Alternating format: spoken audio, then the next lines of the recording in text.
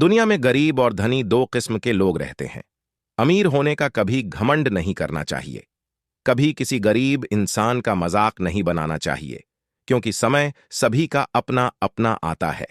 एक गांव में एक गरीब किसान रहता था। उसका एक बेटा और एक बेटी थी। किसान अपने बेटा का विवाह करके कुछ साल के बाद अपनी बेटी का भी विवाह एक अमीर घर में कर देता है।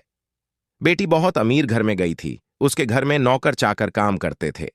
किसान अपने दोनों बच्चों का विवाह करके इस दुनिया से चला जाता है। बेटी को धन की तो कमी नहीं था, वहीं बेटा बहुत गरीब था। किसी तरह खेती, मेहनत, मजदूरी करके अपने परिवार का पालन पोषण करता था। उसकी पत्नी भगवान भोलेनाथ की बहुत बड़ी भक्त थी। गरीब होने के बाद भी वह भगवान से कोई शिकायत नहीं करती थी। वह थोड़े में ही गुजारा कर लेती और अपने परिवार के साथ खुशी से रहती थी।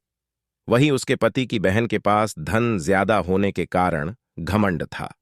वह अपने भाई के गरीबी के कारण उनसे कोई रिश्ता नहीं रखना चाहती थी। उसकी बहन धन के घमंड में इतनी चुर थी कि अपने भाई को देखना तक पसंद नहीं करती थी।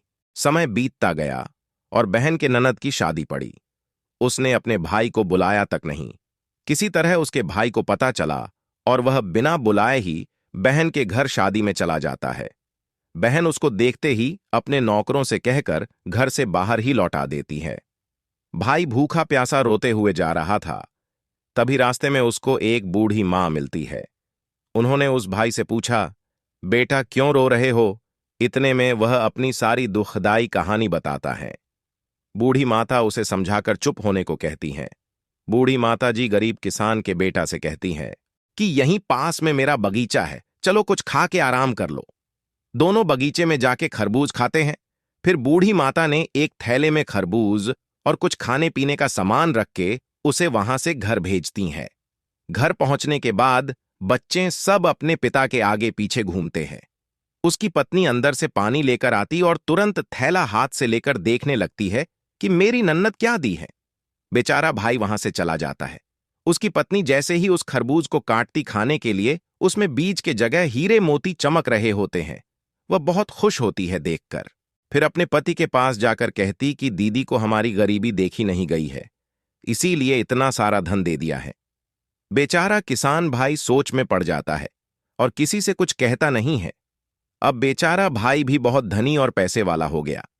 भाई के अमीर होने की खबर धन के घमंड में चूर रहने वाली बहन को पता चला और वह बिन बुलाए अपने मायके यानी भाई के घर आती हैं।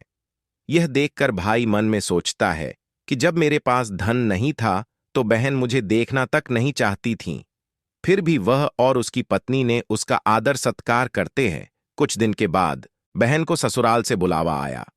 उसके भाई और भाभी अच्छे कपड़े, मिठाई, कुछ उपहार देकर विदा किया। इतना सब देखकर उसकी बहन के आंखों में आंसू आ जाते हैं। उसको समझ में आ जाता है कि धन ही सब कुछ नहीं है, अच्छा स्वभाव और दिल का बड़ा भी होना चाहिए। गरीब के कारण किसी से रिश्ता नहीं तोड़ना चाहिए। समय कब कैसा करवट ले लेती है कि गरीब अमीर और अमीर गरीब हो जाता है।